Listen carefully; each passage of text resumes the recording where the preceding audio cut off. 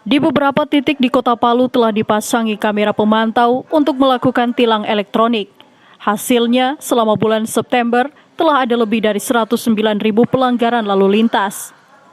Tilang elektronik itu meliputi pelanggaran parkir sembarang, muatan tidak sesuai, tidak menggunakan helm, menggunakan ponsel saat berkendara, hingga tidak mengenakan sabuk pengaman.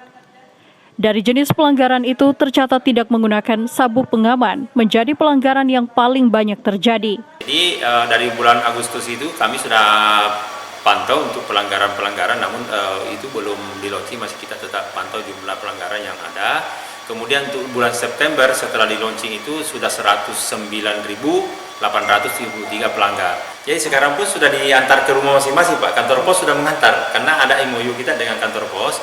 Jadi semua pelanggaran itu sudah di-capture, di-print, kemudian dikirim ke pelanggar sesuai alamat yang tertera di STNK yang mengantar itu kantor pos. Jadi tiap hari kantor pos mengambil surat itu, Pak, mengantar ke alamat yang.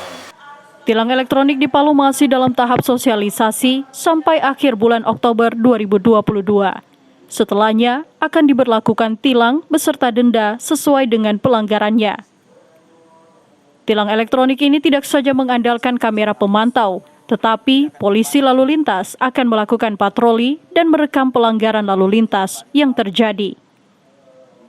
Aldrim Talara, Kompas TV Palu, Sulawesi Tengah. Ada juga beberapa kejadian